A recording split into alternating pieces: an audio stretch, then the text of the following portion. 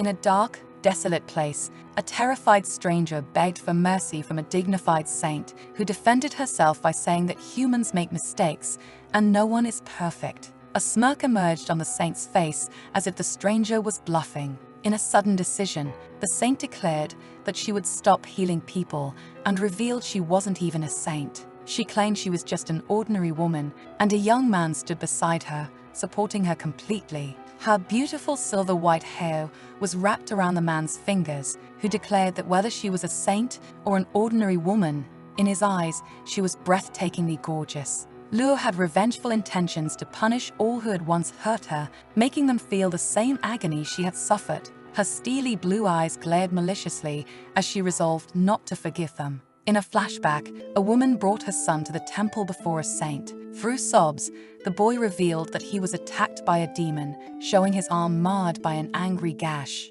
The saint was an aspiring saint, so the woman called her candidate saint and asked her to heal her son. Immediately, the candidate saint held the boy's bruised arm and placed her other hand over the wound. A bright light emerged from her hand, surrounding them both. Within seconds, the boy's arm was as good as new, without any trace of the wound. Tears of joy rolled from the boy's eyes as he discovered his wound was gone. Gratefully, the woman bowed before the saint while the boy waved happily. With a kind smile on her veiled face, the saint waved back as they left the temple. On closer inspection, the candidate saint was Luo. Things were not as easy as they seemed because the same angry gash that vanished from the boy's arm appeared on Luo's arm. In the temple, priests helped injured or sick people who came to the sacred place hoping to be cured by the saint. Many young women were nominees for the position of saint, and Luo was one of them. Their only job was to heal people. Amazingly, the wound that appeared on Luo's hand earlier suddenly vanished without a trace. Many gossiped about Luo's strange ability, which made her uncomfortable. Luo had the unique ability to heal people without transferring their wounds onto her body, although carrying others' diseases was unpleasant. Many comrades thought she was different from them and claimed she wasn't a true saint, which distressed her. Even Luo doubted herself, thinking her fellow candidates were right since she couldn't harden herself against injuries and illnesses. If she avoided feeling the disease, she could transfer it from the patient to herself and heal them. Despite her shortcomings, the temple was generous enough to let her stay as she was an orphan, and she was given minimal healing responsibilities. Still, Luo tried her best to endure pain with all the strength she had while concealing her unfortunate ability. Currently, Luo was still fretting over the little boy's incident when a comforting arm wrapped around her shoulder, affectionately calling her Luo instead of Luo. A perky young girl appeared with a big smile, praising Luo for her efforts. Instantly, the anxiety on Luo's face was replaced by a beautiful smile when she saw her friend Arian. Arian hugged Luo so tightly that Luo was almost out of breath, but reassured her that she didn't have to worry about what others said. Arian knew that Luo had always worked hard and never did anything wrong. With a big grin, Arian assured Luo that no matter what, she would always be on her side. Tears began to form in Luo's eyes as she thanked Arian wholeheartedly. Luo was about to thank her more, but Arian's attention shifted to the window where she pointed out a uniformed knight. The knight was a handsome man with an austere demeanor known as Sir Garrett. Roses grew on Luo's cheeks as she began to stutter nervously at Sir Garrett's sight. Her blue eyes glowed as she remembered her first meeting with the dashing knight. It was her first day as a candidate saint when a nonchalant Sir Garrett roughly called out to her, showing her a wound on his hand and addressing her as the one with a saint's mark. Luo became a nervous wreck at his sight and tried to use her healing powers on the hideous wound on the back of his hand. Unfortunately, her powers were not enough to take away the ugly gash. Fretfully, she apologized to the knight and begged him to let her try again. Teary-eyed, Luo felt dejected, thinking she would never become a saint at this rate and wondering if she would succeed next time. She mustered all her strength and emitted a brilliant power that healed Sir Garrett's wound instantly. To her amazement, Sir Garrett comfortingly placed a hand on her shoulder and assured her that no one excelled at the beginning. With sparkling eyes, Sir Garrett predicted that maybe one day Luo would become the future saint. He also vowed to do his best for the country. Tears of gratitude welled up in Luo's eyes at Sir Garrett's kind words. Since then, Luo kept those words deeply engraved in her heart, and Garrett became the commander of the knights, while Luo worked hard toward her journey to be a healer. As Lure spaced out, staring longingly at Garrett, she was taken aback when Arian mischievously called her out and pointed at her flushed face. An embarrassed Lure denied blushing. With a mysterious grin, Arian revealed her opinion that the gorgeous Lure and the dashing knight Garrett would make a great couple. Lure denied Arian's allegation instantly, reminding her friend that a saint candidate couldn't fall in love. Arian comfortingly grasped Lure's trembling hand and assured her that she would support both of them. With a bright smile, Arian wished her precious friend happiness from the bottom of her heart. Lure's face lit up, and all traces of anxiety disappeared thanks to Arian's smooth words. Lure also wished her dear friend all the best for her future. Lure wholeheartedly hoped that Arian would find someone she liked and promised to share if she felt comfortable. Grinning ear to ear, Arian readily agreed. Both their little fingers indulged in a pinky promise. One fateful day in the healing temple, Lure was alarmed by an unusual commotion as someone was hurriedly taken into the room in a state of emergency. A lightning bolt struck her when she saw a severely injured Sir Garrett, unconscious, being taken inside by other knights. Intense shock prevailed on Lure's face as she clasped her mouth to keep from screaming when she saw a battered Garrett almost lifeless. It was revealed that a demonic beast attacked Garrett while he was protecting his subordinates. Frantically, the knights whispered that Sir Garrett's wounds were too deep to be healed by candidate saints. It seemed there was no hope left for Garrett's life, but poor Lure was unable to accept the situation as it was. Grief shadowed her face. Suddenly, she resolved to heal Sir Garrett at any cost. Getting an opportunity, Lure sneaked through a door and quietly stepped into the room where a bruised Garrett lay, counting his last moments. An agonized Garrett was faintly moaning in excruciating pain caused by his fatal wounds, and Lure resolved to heal him, no matter how difficult it became. Garrett deserved to live a healthy and happy life, Lure thought, since he risked his own life saving others. Without thinking anymore, Lure held Garrett's hand and commenced the healing process. In that moment, the whole room filled with a spiritual aura, as if a miracle was about to take place. Slowly, bruises and wounds began to vanish from Garrett's body as he was touched by divine illumination. Lure was overwhelmed by the strength she had to emit such a powerful healing force. After her tireless efforts, Lure was covered with blood spots indicating that Garrett's wounds had transferred to her. All she cared about was Garrett's well-being.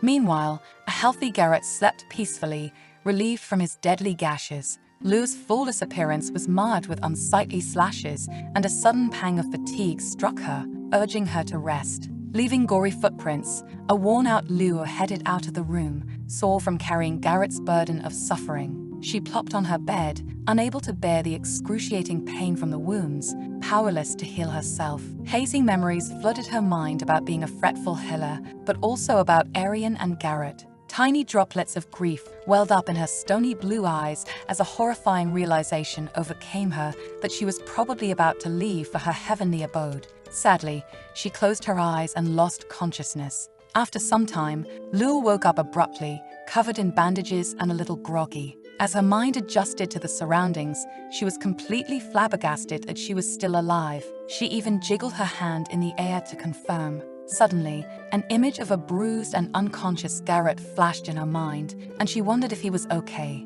Next, a picture of Arian's innocent face popped into her mind, and Lure had an urge to talk to her best friend. She mumbled in discomfort when a curt voice rang in her ears. A stern-looking nurse expressed relief when Lure finally gained consciousness. In a state of bafflement, she heard the nurse mercilessly complain about Lure's negligence in her duties as a candidate saint.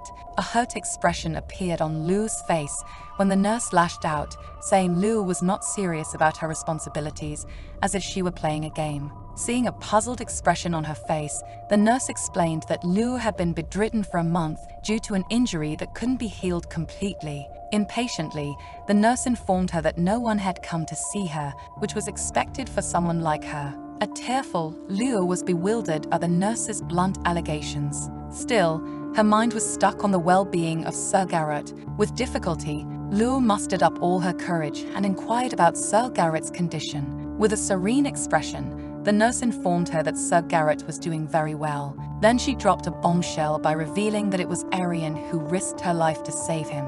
The nurse scorned Lure, saying unlike her, Arian was a real saint. Lu's mind was bombarded with questions about what the nurse meant by Arian healing Garrett. Heartlessly, the nurse added fuel to the fire by disclosing that Arian and Garrett were now a couple. It felt as if Lu's soul was squeezed out her body when the nurse stated that Arian and Garrett were a match made in heaven. With utmost hysteria and tears in her eyes, Lu ran to find answers to her questions about Arian and Garrett being together. She eagerly wanted to know what happened behind her back. A conversation between two candidates put her to a halt as one revealed to the other that Arian and Garrett were engaged and looked good together. Another candidate grinned, praising Garrett's rise to Knight Commander and declaring him a national hero. The woman glorified Garrett, saying he led them to victory in the battle with the neighboring country and fought the greatest beasts of the kingdom. She also honored Countess Arian, who risked her life to save Garrett, and everyone thought she deserved to be the saint. Lu began to pant heavily as she digested the news. Everyone had great expectations of Arian, and naturally, they thought she saved Garrett. Sensing betrayal, Lu felt a piercing pain striking her body. The busybodies noticed Lu's presence and compared the virtuous Arian with Lu, scorning her and saying she wouldn't have made an appropriate saint. One clasped her mouth in shame, accusing Lu of two-timing them by wanting to be a saint while having an affair. Another agreed disdainfully, saying Lu didn't deserve to remain in the temple and had always dated men secretly. They kept badmouthing her, wondering why the priest allowed someone like her to enter the temple. Rumors spread that Arian would soon take the priest's place. Another praised Arian's maturity while calling Lu a disaster. One gossiper confirmed that rumors about Lu were spread by none other than Arian. Dread came over Lu, who grabbed her heart in pain while sinking to her knees. She couldn't believe her best friend would betray her. As Lu approached the couple walking arm in arm, Arian was shocked to see Lu. She couldn't believe her eyes that her worst nightmare had woken up. However, Garrett glared at Lu menacingly. With tears flowing freely, Lu confronted Arian about the treachery, wanting to know what wrong she had done to deserve this. Lu insisted that Arian had been her best friend and that they needed to talk. To Lu's alarm, Arian feigned fear and shed crocodile tears, clinging close to Garrett and shunning Lu to stay away. Arian, a great actress, urged Garrett to shoo Lu away. With an icy frown, Garrett glared at Lu for bothering his little sugar pie and maliciously thrust her away. Weakened by her frail health, Lu fell on her stomach, her face slamming into the ground, while Garrett growled at her for mistreating his innocent ally. Grief-stricken, Lu couldn't believe her ears. Furiously, Garrett spat venom, telling her about what Arian had confided to him, that Lu had pretended to be her friend, mistreated her, and loved men. Lu swallowed the bitter words, depicting Garrett's severe hatred toward her.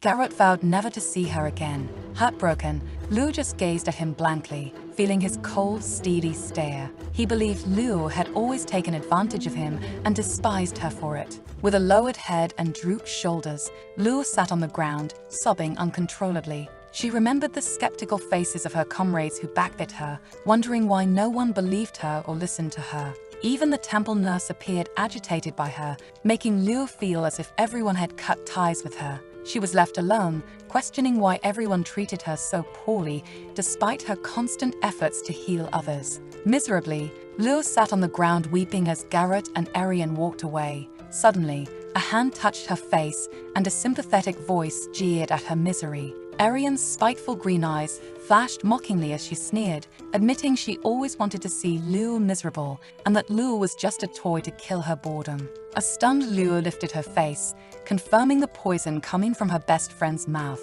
Arian mockingly apologized, sarcastically reminding Lu that they were best friends and she should forgive and forget. The sky turned inkier, and another image of their friendship was marred by betrayal. Amidst a heavy downpour, a dejected Lu lay helplessly on the ground as the cold couple departed. As it rained sorrow and torment, an image of pure love and idolization shattered. Unanticipatedly, Lu broke into a maniacal laugh, calling herself an idiot for all those years. She chortled neurotically, realizing she had been a dupe. Lost in her crazy thoughts during the rainstorm, some passers-by noticed her presence. One approached her and warned her to get out of his way, while another recognized her as one of the candidate's saints. They couldn't believe this insubstantial girl stranded in a downpour was a dignified candidate. Like a jolt of electricity, a rove grabbed her drenched silver strands and tugged roughly, demanding to know why she was abandoned. In an icy tone, Luo warned him not to touch her. To his bewilderment, she grabbed his hand tightly, transferring an ugly gash to his arm. The rascal screamed in agony. Luo lowered her head, while the affected crook hysterically questioned the burning wound she gave him. Ignoring him, Luo wondered about the unnatural power she had just exercised. In a state of exuberance, she stared at her hand, relishing the tingling sensation and resolving that she had had enough of healing others. Her hand turned into a fist in fury, her features hardened as she vowed not to save anyone again. Little did she know that she was being ardently observed by a young man hidden behind a tree. The story flashed back 100 years ago, when an epidemic, likely the plague, hit the Zed kingdom. According to legend, a young woman with healing powers appeared and saved many people. In gratitude, the people called her Luch, the goddess of health. Luchi was the goddess of the temple where Luo grew up. The temple was an independent institution where the royal family couldn't meddle easily. It was rumored that Luo had the same powers as Luch. This was the only reason Luo was named a candidate saint, as the ministry wanted to use her power to save lives. Interestingly, only women of the nobility were born with this ability. The healing powers usually manifested at the age of 10. Upon reaching that age, an individual was officially declared a candidate saint, a position high enough to be by the king's side. Currently, there were multiple candidate saints in the temple. However, the most revered position of the saint had been vacant for a decade because no candidate was suitable for the position. Luo spaced out as this flashback played in her mind like an old record. She still remembered the last moments with her family before she became an orphan. She had fond memories of her family, who inspired her dream of becoming a saint. With a dismayed sigh, she placed a cup of tea on the table and picked up her silky silver locks, noting it had been 2 days and her once golden mane hadn't returned to normal. She recalled nearly dying by using almost all her power to heal the ungrateful Garrett, and the change was mind-blowing. Painful memories struck her mind like a never-ending reel. Garrett's icy cold stare, Arian's sickening sweet jeer, and her own helplessness. Pondering her next step, a sneering voice called out to her. A group of candidates poked fun at Luo, calling her incompetent and sarcastically wondering why she was still at the temple. One of them ridiculed Luo's silver hair, calling it ludicrous. A calm and serene Luo didn't bother to answer them, acting nonchalant. This reaction was unexpected for the bullies, who were used to a scared and fretful Luo, always ready to shed tears. Out of contempt, one of the bullies slammed her hand on the table in front of Luo, towering over her. Luo remained oblivious, sipping her tea serenely. With utmost confidence, Luo turned to the seething girl and proclaimed she didn't understand the language of filth. She went further, saying the girl had foul-smelling breath and was about to explode like lava. Previously, Luo had been bullied by this girl, who once threw a bucket of cold water on her for sport. Luo recalled with immense grief that Arian was the only one who stood up for her. However, it had dawned on Luo that Arian was the leader of the gang and influenced others to treat her cruelly. A mature Luo was now certain that Arian pretended to be her best friend, but was a rattlesnake full of venom behind her back. Luo felt vexed for falling into Arian's treacherous trap. The bully continued to erupt, threatening Luo that the garden was only for candidate saints. Wrathful at Luo's zero response, the bully knocked the teacup out of Luo's hand, staining her dress, a china teapot, and the book Luo was reading. Still, Luo remained unmoved. Coldly, Luo grabbed the bully's arm, having had enough of the nonsense. With a blazing glare, Luo snapped at the stunned bully to zip her mouth while tightening her grip, causing the bully to shriek in pain. Screaming in agony, the girl tried to disentangle herself from Luo's grip. Finally, tears of excruciating pain welled up in the bully's eyes as she begged Luo to let go. Luo obliged, leaving a blazing burn mark on the girl's arm. Luo's past resurfaced, revealing that she had hidden everything she thought or desired for a long time. Shockingly, Luo had never cared about others' health as she pretended to. Since birth, she was forced to heal others' sufferings. However, as time passed, Those wounds transformed into records of her own agonies. Although Liu had the ability to transfer the pain she felt to others, she never misused it. In one past incident, a sobbing little Liu was comforted by her gentle mother after receiving an injury on her arm. It was revealed that her mother also had the ability to absorb others' wounds. When her mother held Liu's bruised hand, the affliction instantly transferred from Liu's arm to her mother's. Liu recalled her mother petting her gently and warning her that no one must find out about their ability. Presently, the volcanic candidate cooled down and was dragged to her knees, yelping in pain while Liu looked down upon her stonily. The stormy candidate wept hysterically, trying to cover the sizzling burn, and begged her friends to stop her suffering somehow. Panic-stricken, the other candidates were frozen, too stunned to act. Her cries melted one of the other candidates, who frantically asked for help, but another refused, not wanting to pick a fight with demoness Liu. Bemused but maintaining a steely demeanor, Liu thought the cowardly candidate was smart to declare the situation trivial. Liu recollected a hazy image of a fatally burnt patient brought to the temple some time ago. Chaos ensued as candidate saints frantically looked for the doctor to treat the second-degree burns. Pity struck Liu as the agonized patient screamed, prompting her to place her hands on his wounds. Her mind reflected severe throbbing pain as she realized she had never seen such grave burn afflictions before. Meanwhile, Arian coyly fluttered her hands, pretending to be exhausted, and asked Liu to heal her hands after only healing 2 minor wounds. A flabbergasted Liu was puzzled, but Arian, with a pesky grin, advised her that they must look out for each other. Remorse filled Liu's heart as she recalled Arian's past attempts to help her, completely unaware of Arian's malicious personality. Arian's sugar-coated words had always assured a naive lure of her love. At present, Liu despised her own folly for not recognizing Arian's true nature. Bored with the melodrama, Liu snapped her fingers, announcing they should stop wailing. To everyone's surprise, the ugly burn mark diminished without leaving a trace, leaving the others wondering how Liu achieved such an impossibility. Other candidates always disregarded her, thinking she wasn't worthy of being a saint. However, Liu's unimaginable powers were conveniently camouflaged. In the end, Liu preferred to keep her powers cryptic rather than flaunt them. Without saying a word, Liu left the jittery lady stupefied and took long strides in the corridor, eager to get back to her room. An uncanny stranger blocked her way, seeking her attention. Inquisitively, the stranger confirmed if she was Miss Laurestadt. Traces of astonishment formed in Liu's eyes as she instantly recognized the intruder, Sven Jedlaun, the second prince with a bad reputation, rumored to be a horrifying person. With a soft expression, Sven requested some time from Liu to tell her something intriguing about the temple and to enlighten her about her own powers. Frowning, Liu thought Sven was bluffing, seeking conversation. Remarkably, Sven knew Liu was more powerful than she realized and believed she deserved to know the truth. A dashing smirk appeared on Sven's face as he extended his gloved hand toward Liu, wondering if she would like to take revenge. Disoriented, Liu gazed at the hand Sven extended, considering his offer. Soon, Sven accompanied Liu to the vast royal gardens, breathtakingly beautiful with a classic spherical seating area in the middle. Fascinated, a wide-eyed Liu admired the royal gardens for the first time. She was awestruck by the neatly decorated blood-red roses in their shrubs, finding the gardens more splendid and serene than the church gardens. The shrewd prince had read her mind,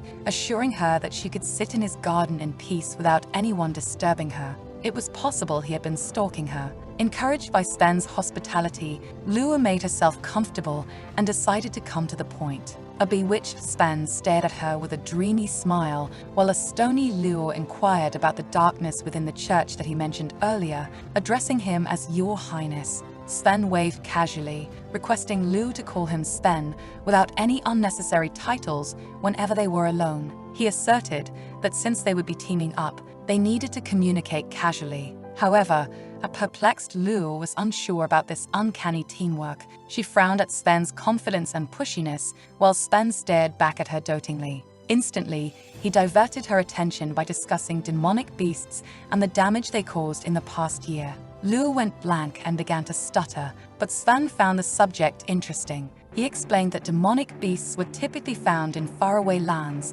but they had recently started appearing in their area and attacking people. Liu frowned thoughtfully, trying to decipher Sven's point. She guessed that someone led the beasts to attack the masses. Thoroughly impressed, Sven winked at her, lauding her vigilance. He then made a startling revelation that the person behind the attacks was someone higher up in the church, specifically the high priest. A hysterical Lu jumped from her seat, finding Sven's accusations incredible. She recollected that when her family passed away due to an enigmatic disease, it was the high priest who had fetched her upon learning of her mystical powers. Ashamed of her outburst, Lu apologized and sat down. Still, she couldn't digest why the high priest would commit such a malicious act. Confidently, Sven explained it was to increase public support for the church. He added that the demonic beast attacks created more opportunities for the candidates to heal, thus boosting the church's trust and belief among the commoners, potentially surpassing the royal family. The high priest aimed to increase his power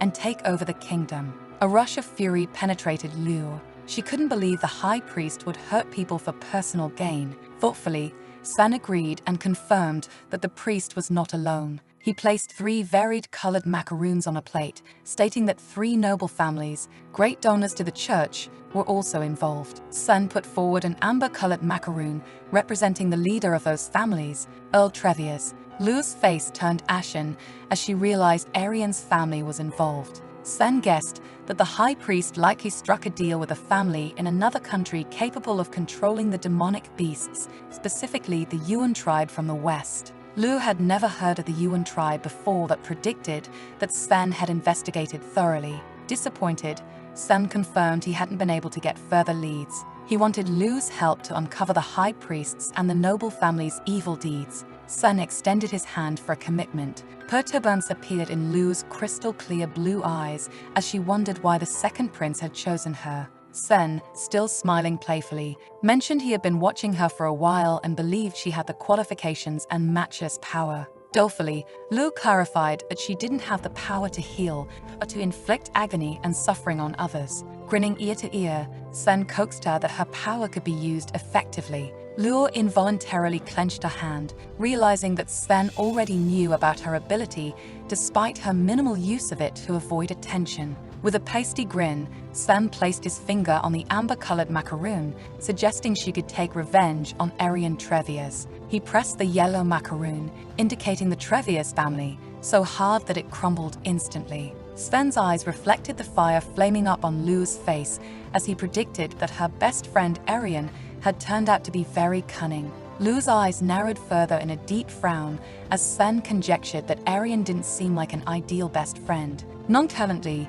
he popped the yellow macaroon into his mouth while Lu was still frowning. After a pause, Lu finally apologized to Sven. Regretfully, she proclaimed that she was still doubtful about his intentions and needed time to think about it. Sven's handsome face broke into a warm grin as he agreed readily, hopeful for a positive reply from her side. As Lu took long strides towards the temple, her mind was still boggled by Sven's revelations about the church. She believed that if what he said was true, it was unforgivable. However, this time, Lu didn't want to make decisions she would regret, as she was no longer ignorant. Her crystal blue eyes were full of resentment as she blamed herself for not seeing the truth before. This time, she vowed to check out the facts for herself. Lu was frantically entering the church when a feminine voice stopped her, calling out for Sir Garrett. The sugary, syrupy crooning belonged to none other than Arian, who was clinging to Garrett, wondering if he was still injured. Garrett assured her with a smile that he was fine.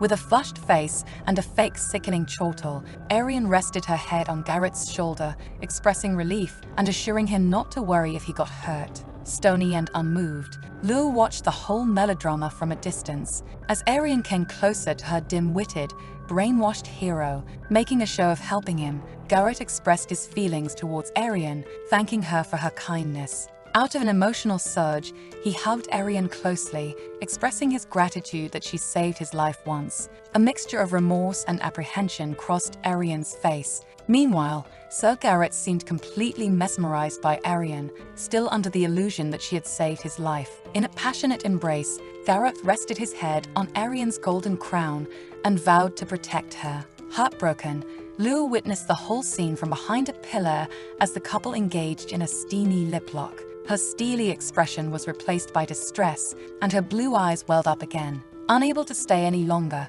Lu fled as fast as she could, only to be halted by a soft masculine voice addressing her as Lua. All the color drained from her face as she gasped in astonishment, seeing the figure inquiring about her health. Beaming with brilliance and splendor was none other than the high priest. Gracefully standing in front of her with a warm smile was Flix RomHearts, the high priest. The RomHearts family served the church and organized the saint candidacy. Flix had a serene persona appropriate for his position and was immensely adored, but now Lu was struck with skepticism about his actions. Flix expressed relief that Lu had recovered from her injuries, but was disappointed she left without notifying him. He politely requested her to reflect on her mistake, and Lu obediently bowed, agreeing to follow his instructions. Lu's mind was in turmoil, as she couldn't believe the church was behind the vicious beast attacks. As Flix was about to leave, he asserted Lu to return to her usual work once she had fully recovered. As his slick figure diminished from view, Lu sarcastically wondered about his order for her to return to work. She recalled how she had been working tirelessly ever since she came here. Unlike other candidates who enjoyed holidays, it seemed Lu was expected to work without rest. She remembered how she was manipulated by the high priest, declared the weakest of all the candidate saints, and made to work like a donkey due to her naivety. How he gave her a faint encouraging smile, urging her to work harder for her own betterment. Lu's mind was uneasy as she smelled a big fish, suddenly recalling the way she had been gaslighted all those years. She decided to investigate with utmost vigilance. Next, she visited the huge and brilliantly illuminated Royal Library, lined wall to wall with innumerable books and decorated with exotic wooden furniture. Lu was fascinated by its grandeur and stared wide-eyed at the countless materials lining every wall. Sun had coaxed her to visit the Royal Library to research the Yuan tribe, as considerable material was present there. Lu picked up a book and found a comfortable place to read in peace. She discovered that the people from the West had darker skin and golden eyes. Intrigued, she delved deeper. The Yuan tribe was an ethnic minority living deep within the woods, using their magical language to control demonic beasts. They were said to have a scale-like tattoo on their necks. Lu felt agitated as the book offered few details about the tattoos and magical language. Suddenly, a cool, breezy voice called her name. Startled, Lu turned around to see Sven greeting her honorably, with a strange figure standing behind him. As Sven stooped lower towards Lu, she irritably pulled her chair backward, wondering about the second prince's boldness. Sven rattled the table with his slender fingers and greeted her again. Remembering her manners, Lu stood up, lifted her skirt, and bowed to Sven. Amused, Sven chortled slightly and requested her to sit down. Sven expected Lu in the Royal Library, especially as she was pondering certain issues. He made himself comfortable and inquired if she had found anything about the high priest. Slightly disheartened, Lu exclaimed that she hadn't found anything substantial. Sven, still gazing at her intently, guessed that Lu was searching for the Yuan tribe, pointing at the opened book to prove his guess. He then introduced the strange figure behind him as Shiji. Shiji placed his hand on his heart and offered his greetings to Lu with a piercing gaze. Bewildered, Lu looked closely at Shiji's darker skin and shimmering gold eyes. Sun explained that Shiji Rubin was his most trusted aide, recruited for his remarkable abilities despite being from a common town in the West. Sun mentioned that Shiji had no connection to the Yuan tribe, but had learned some of their language from a passing merchant. He offered Lu the opportunity to learn from Shiji, and although hesitant at first, Lu bowed her head in front of Shiji to become her teacher. Shiji obliged, honoring the second prince's command. Satisfied, Sun decided to take his leave, but whispered something cryptic to Lu, highlighting that the event would take place at night when everyone was asleep. Lu's face flushed with alarm. Nonchalantly, Sven waved his hand, leaving the decision to Lu. As Sven descended the library stairs, he fondled his earring with a clandestine smile, pondering whether Lu was his goddess. A few days later, in the dead of night, Lu trotted down the church's corridors, fully camouflaged in a black cloak and carrying a candle, following Sven's orders. She had managed to sneak out of her room, but hadn't found anything suspicious about the high priest. Trepidation wavered over Lu as she feared being seen and rumored to be in a relationship with a man. Trying to keep a brave face, she still felt a corner of her heart coaxing her to return to her room. Through the corridor window, she spotted a mysterious shadow trudging outside. Her crystal blue eyes widened in alarm, and she broke into a cold sweat. Instantly, she blew out the candle, ran outside, and hid behind a tree trunk, chasing the suspicious figure. Lu was stupefied by what she saw. She found herself in front of the mysterious Tower of Prayer,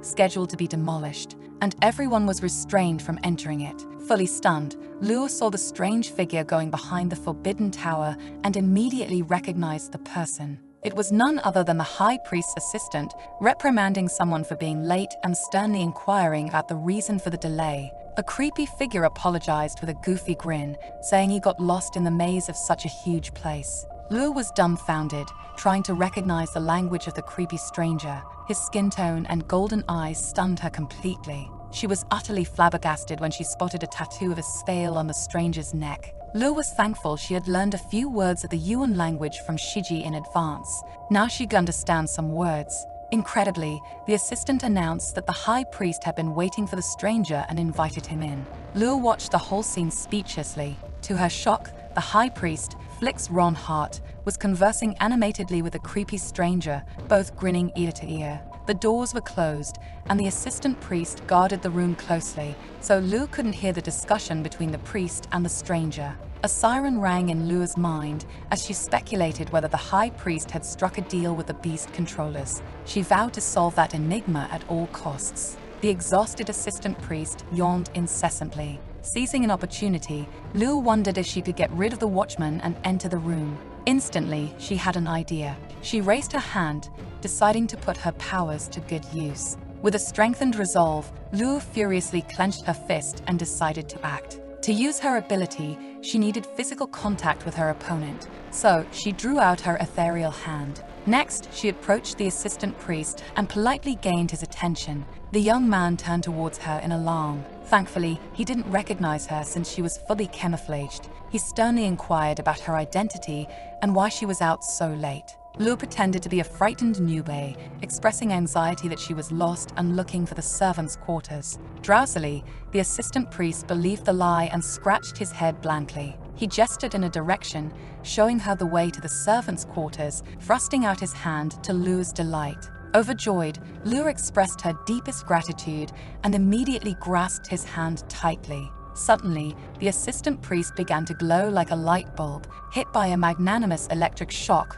with very high voltage. Wailing in pain, the assistant priest grabbed his throbbing head. Within seconds, he was forced to kiss the ground, completely unconscious. Lu silently apologized for giving him a headache that knocked him out. Lu also suffered her share of pain, but nonchalantly snapped her fingers, and the locked door opened. She stepped inside, leaving the flattened assistant behind. Lu hid behind crates, eavesdropping on the conversation between the priest and the stranger. To her disbelief, the high priest lauded the stranger for getting the beasts to attack Molini village. Menacingly, the stranger smirked and claimed exuberantly that manipulating those beasts was easy for his race. Lu clearly heard the stranger demand to be rewarded accordingly, finally getting a clear picture of the culprit with full evidence. She clenched her hands around her cloak, furiously trying to digest that the high priest was behind it all, just as Sven speculated. A baffled expression crossed her face when she saw a shadow other than the priest and the stranger. Her eyes widened in anxiety when she peered closely and found Arian. A flushed Arian conjoined her hands in fretfulness, questioning the priest about why she hadn't been promoted to the divine position of saint. The high priest's polite demeanor twisted into wrath as he scorned Arian for being impatient and reminded her about his support in her engagement affair. Lu clasped her mouth in exasperation, discovering that Arian was teaming up with the priest to become a saintess, and that Flix conspired against Lu and supported Arian's engagement with Sir Garrett. Arian burst with joy, crediting the priest for the foul betrothal plan, declaring it a success because only the heroic Garrett was worthy of a saintess. Meanwhile, the high priest had his own intentions, scheming for a long time since Garrett's positive public image could be fruitful for their plans. Wrapping her golden locks around her finger, Arian proclaimed disdainfully that Lu didn't know her place having a high-profile crush like Garrett.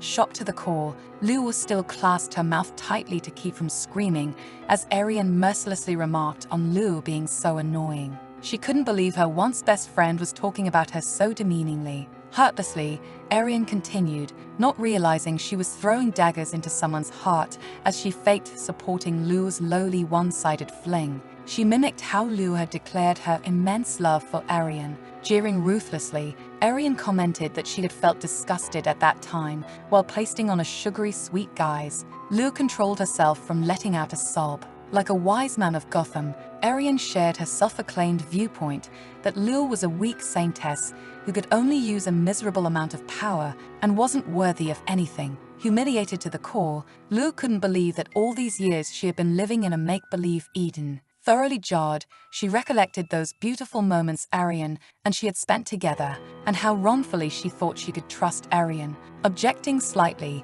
the high priest didn't agree with everything Arian said, as he still felt Luo was useful and not entirely unworthy. According to him, she could be a live puppet who would do anything as told, while poor Luo was forced to hear those poisonous words. A devastating image of a life-sized ragdoll hanging pathetically from strings flashed in Luo's mind. Arian predicted that if everything went according to plan, they wouldn't need Luo. The sugar-coated pill kept dreaming that once she became the saintess, the other saint candidates would be like extra hands under her control. Sinisterly, the high priest agreed with his blonde accomplice, highlighting that stirring up the demonic beasts was just the first step. Clever and calculative, the high priest was about to reveal his true intention for the whole plan. When, out of nervousness, Luo knocked over some crates by mistake, the creepy stranger immediately heard the ominous rattling sound. He pointed to where Luo was hiding and claimed he heard a sound from that spot. Luo was about to have a panic attack, involuntarily clenching her mouth with her hand to obstruct even her faint breathing sound. She was terrified of being caught. Like a miraculous savior, Shiji arrived from nowhere and called out for her attention. He pulled her out from behind the wooden crates. Next, he headed toward the back window from where he arrived and tossed a bunch of rats into the room. Arian shrieked at the top of her lungs as the rodents ran towards her, squeaking merrily. Meanwhile, the creepy stranger was skeptical, thinking those rats didn't make the rattling sound since he was sure a human was hiding behind the crates. A disgusted Arian squirmed and hollered, ordering the creepy stranger to do something about the rodents she despised so much. The dimwit was screeching with her eyes closed so tightly that she didn't notice Luo sneaking out of the back window. Luo clenched her hands in sheer fury, thinking that to Arian, she was ugly and dirty, just like the rodents. Once they were out of the forbidden prayer tower and at a safer distance, Luo thanked Sir Shiji for helping her. Shiji respectfully lowered his head while placing a hand on his chest, revealing that Sven ordered him to keep an eye on Luo and the high priest. Suddenly, a cool, breezy voice greeted Luo, and both Luo and Shiji turned around. The voice belonged to none other than the dashing Prince Sven, who remarked that the moon was beautiful that night. The expression on Luo's face mellowed when she saw Sven. Sven lauded Luo's courageous action, admitting he never thought she had the guts to sneak in and eavesdrop. Thoughtfully, Sven remarked that simply catching them in the act wasn't enough, as the crooks could talk their way out of it. Shiji agreed with Sven that they must gather proper evidence of their misdeeds. With a meaningful expression, Sven turned his soft gaze toward Luo. His feet rustled the dew-drenched grass as he inquired of Luo, requesting her help and lending him her powers. Inquisitively, he extended his hand towards Luo to join him in exposing the crimes of the High Priest and Arian, and coaxed her to take revenge. Non-stop reels of menacing and demeaning faces played in Luo's mind, and the ominous sound of jeers and sneers rang in her ears. Luo gritted her teeth in vexation. Then she placed her delicate hand onto Sven's, declaring she would join him. With a steely spark in her crystal-clear sapphire eyes and an abominable glare, Luo resolved to take revenge. Luo woke up the next morning thinking about the previous night's events. She rubbed her drowsy eyes and pondered that she had acted gallantly at the Forbidden Tower. The event replayed in her mind when she sneaked into the tower and eavesdropped on the conversation between Flix, Arian, and the creepy stranger. Recalling the deriding grin on Arian's face when mentioning her name, Luo was fully aware of their malicious intentions. Now she didn't feel anxious at all and stretched herself liberally. While stretching, Luo spotted a jeweled key on the table and remembered that Sven had given it to her before leaving. Dazzling in the moonlight, Sven's face glowed as he gave her the key, thinking that now they were accomplices, so Liu must have it. A puzzled Liu wondered about the key. Sven informed her that he had a private greenhouse located at the back of the palace courtyard, and the key was for that greenhouse. Mischievously, Sven winked at Liu, keeping a finger on his lips, indicating that they must meet in secret there next time. He majestically held her hand and planned to meet at 3 in the afternoon the next day, instructing her to keep it a secret. Stooping towards an awestruck Liu, he chivalrously kissed her hand, insisting he would be waiting for her. As Liu recalled that romantic scene under the shimmery moonlight, her heart began to race, admitting that Sven was surely charismatic. However, she grasped the key tightly, deciding to trust Sven. With a frown, she gazed at the key in sheer wrath, vowing to end the vicious plans of the high priest and Aryan. At the appointed time, Liu arrived at the back of the palace courtyard and was awestruck. There stood an exotically built greenhouse in full grandeur. She walked on the paved pathway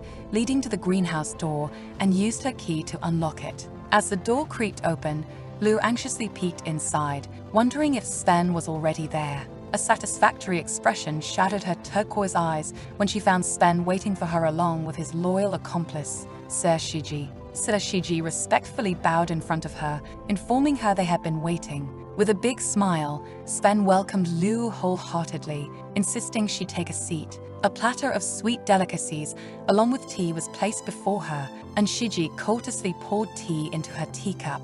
Cheerfully, Sven explained that not many people knew the greenhouse existed and that it had been his secret hideout when he was a child. An anguished expression crossed Liu's face as she wondered if it was right for her to be in such an important place. Sven's smile deepened, his eyes twinkling mischievously, reminding her that they were now accomplices. He raised his finger meaningfully, declaring they must share each other's secrets. Stuttering nervously, Liu agreed with Sven. Taking liberty, Sven encouraged Liu to be more casual with him and urged her to get along with him. Baffled by the thought of getting along with the second prince, Liu listened as he clarified that she should feel free to use the greenhouse and perhaps bring a book next time. Sven inquired if Liu loved books, and a speechless Liu lowered her flushed face to hide her embarrassment. Recalling her stupor upon seeing the royal library for the first time, she wondered if Sven had noticed her reaction. Reading her mind and noticing her intriguing blush, Sven continued to gaze at her admiringly with a dreamy smile. Noticing the flirtatious streak on his face, Liu immediately composed herself and curtly retorted that she understood what she had to do, her austerity bringing the prince back to reality. A collected Liu sipped her tea gradually and queried about Sven's next plan. Sven pointed at a decorated invitation card on the table. Liu flipped it open and gazed at the picture, recognizing the man as the Viscount of Lust. She updated Sven about Viscount Rose Desmond, a popular figure in high society known for his open bisexuality and endless rumors of love affairs and flirtations. Despite his skills as a speaker and diplomat, his bad reputation outweighed his achievements. He had a wife and son but was never home, choosing to commit adultery instead. Liu had heard much about him from the church maids, hence naming him the Viscount of Lust. Sven revealed that Desmond was one of the 3 nobles working with the high priest. Using his connections, Desmond had been trading goods with the West, camouflaging actual supplies likely going to the Yuan tribe. Analytically, Liu commented that the Yuan tribe, which could manipulate the demonic beasts, received rewards from the Viscount. Sven smiled, praising her quick perceptiveness. Sven added that the one who sedated the demonic beasts and smuggled them into the country was probably the vicious Viscount. Furiously, Liu clenched her hand, recalling the sobbing kid with an ugly gash and the many people suffering because of those beasts. Casually, while taking a bite of his dessert, Sven pointed out that if Liu took a second to go through the Viscount's documents, she would see he was up to no good. He suggested that these documents would also serve as good evidence for the high priest's plans. A smart aleck, Liu instantly grasped that they intended to get those important documents from the Viscount, but she was curious about how they would execute the plan. Instantly, Sven flipped over a slick white envelope in his hand. With a smirk, he informed Luo that there would soon be a grand ball to celebrate the Viscount's birthday, and he had been invited to attend as a royal family's representative. Displeased, Luo made an unpleasant face upon hearing about the infidel Viscount having a birthday ball despite having a wife and child. Amused by her remark, Sven chortled loudly, jingling the earring dangling from his ear. Luo was dumbfounded with a flushed face when she noticed the earring and deduced that Sven liked wearing jewelry. Seeing her spaced out, Sven called for her attention, and a flabbergasted Luo quickly composed herself. She tried to cover up her embarrassment by predicting that Sven was trying to infiltrate the ball. Rattling his fingers on the table, Sven affirmed that the two of them together would be attending. Out of the blue, Sven went on his knees, bewildering Luo. With utmost chivalry, he requested a dance, and Luo's lips began to curve upward. As the dashing prince thrust out his hand with a mesmerizing smile and a lewd gaze, Luo's heart skipped a beat, realizing how charismatic the second prince was. After a meaningful pause, she finally reached out her hand and placed it on his, claiming that she would do anything. Her sapphire eyes shined brilliantly as she declared she would do anything for revenge. Meanwhile, in the church garden, a lonesome Garrett was perched on a bench, lost in his thoughts. Suddenly, Arian dashed towards him and stood behind the bench. With a sugary smile and a sickening voice, she coaxed him to guess her identity. Garrett smiled and speculated that it might be Arian. He laid back his head to get a better look at her and exclaimed that she surprised him. Arian giggled, not imagining he would figure it out right away. Arian jumped with joy, assuming that Sir Garrett might really love her as he sensed her touch immediately. With a faraway look in his eyes, Garrett seemed unsure, as if he was regretting something. Gradually, Arian drew out a white envelope from behind her back and with a delightful expression, invited Sir Garrett to accompany her to the ball. She explained to Garrett that she got an invitation to the Viscount's birthday ball, imagining the affair dreamily, with a starry night full of exotically dressed people and a lavish feast. A hesitant Garrett scratched his head and disclosed that he was not into fancy stuff. Arian got a little upset, leaned forward, and insisted how much she longed to go and that Sir Garrett must come with her. With a puppy dog expression, she asked if they could enjoy the party together. Instantly, the mighty Knight Commander was knocked out by her exclusive innocence and reluctantly agreed to attend the affair just for her sake.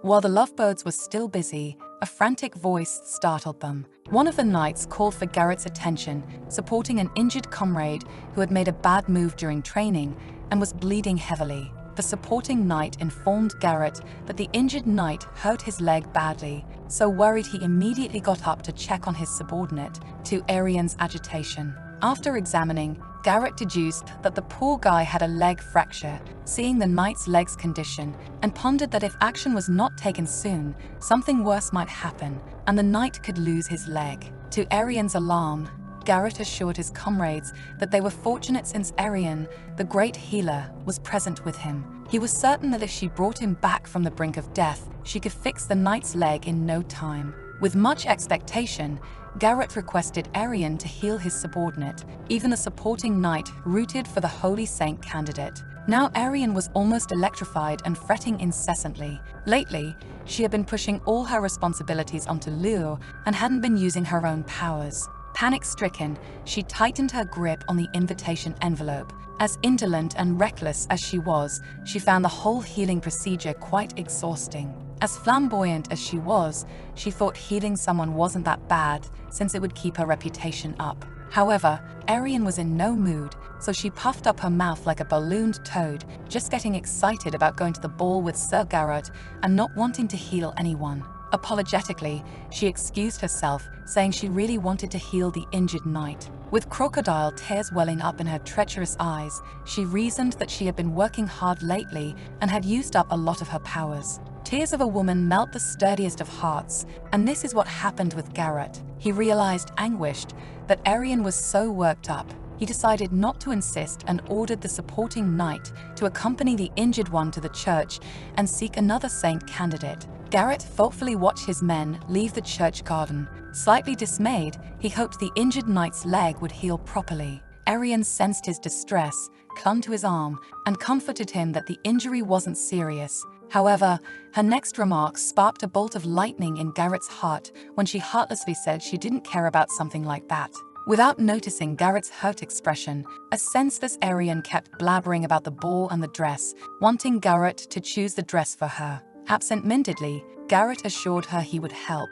Deep in his mind, her bitter remark, "something like that," kept revolving, creating chaos as he wondered whether his men were unimportant to her. But then a carefree, innocent image of Arian bloomed in his heart, defying his earlier thoughts, thinking she might be excited about the ball and really looking forward to it.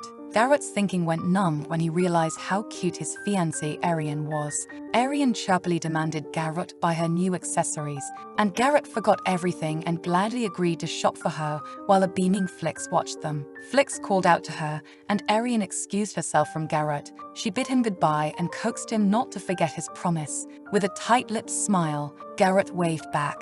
Arian joined the priest, happily chattering to him continuously. Then they both left the church gardens together. Meanwhile, frenetically, Lou was holding up a dress, thinking that only 5 days were left before the ball. She had been so busy gathering information on the Viscount that she forgot she didn't have appropriate clothes or accessories for the ball. What little she had was destroyed by bullies, and she recalled that Arian wanted one of her things, so Lou gave it to her. A flashback showed Arian wide-eyed at seeing a beautiful ribbon in Lou's hair. Lou mentioned that a woman she treated as a saint candidate had rewarded her with a gorgeous handmade red ribbon for her amazing work. Oddly, Arian began tugging at the ribbon in Lou's hair, thinking it might be one of a kind and that she really wanted it. Lou was afraid it might or not. Nonchalantly, Arian didn't care. She wanted the ribbon badly. She pointed out the color, saying it was too garish for Lou. Slyly, Arian imposed that if Lou wore it, the bullying candidates would laugh at her and seek opportunities to poke fun at her. Artfully, Arian manipulated Lou into thinking she would trouble Arian and feel guilty to the kind woman who gifted her the ribbon if it got soiled. Instantaneously, Lou slipped off the ribbon, thinking it was for the best, and gladly presented it to an overjoyed Arian. Still, Arian coyly wondered if Lou was okay handing out her best accessory. A sullen expression shadowed Lou's face as Arian tightened the ribbon on the other side of her hair. Pompously, Arian flaunted the red ribbon in her long yellowish mane, striking poses like an excited child, and Lou thought it looked much better on Arian. At present, with a grim expression, Lou closed her wardrobe with insufficient dresses, still lost in the flashback. She recalled that she never saw Arian wearing the red ribbon again, realizing she just wanted to take it away from her. Currently, she had bigger problems, not knowing what to do about shopping in town. The saint candidates received an allowance from the church's funds, which they could spend freely after seeking permission. The high priest managed the finances, but he never approved Lou's requests. Her applications were always rejected by that wicked high priest, no matter how genuine they were. Lou was still in a state of perplexity when suddenly there was a harsh banging sound. Shaken, Lou was perturbed by the loud crashing noises. In a state of alarm, she discovered someone had just barged into her room without seeking approval. Vexation overpowered her panic when Lou discovered the intruder was a random maid. Indifferent to Lou's frustration, the maid barged in carrying a heavy bag, announcing it was a delivery for her from Sir Shiji. At first, a puzzled expression crossed Lou's face at the name Shiji. Then she realized the parcel must be from the second Prince Sen. Irritably, the maid dropped the bag on the floor, complaining about its weight. Casually, she rubbed her sore shoulder, declaring she didn't care what was inside, but didn't understand why she had to deliver it. With traces of spite in her tone, the maid sneered at Lou, suggesting she might be trying to attract Shiji's attention. Annoyingly, the nosy maid crossed her limits, savagely grilling Lou about her intentions with Shiji. Without losing her cool, Lou pondered the maid's boorishness and felt an urge to inflict pain on her, but knew it was necessary for her revenge to keep her powers hidden. However, Lou decided she wouldn't let the maid go without making her apologize for the sordid allegations. As the maid was about to leave the room, sighing with envy, Lou called her out to stop. She glared at the indignant maid with her steely blue eyes. Agitatedly, the maid turned around, wondering if Lou needed anything else. Luo pointed out that her seedy words were an insult not only to her, but to Sir Shiji as well. Fiercely, Luo ordered the maid to apologize immediately. To ensure you don't miss the unfolding of this romance, give a gentle tap on the notification bell, and I see you on the next tale.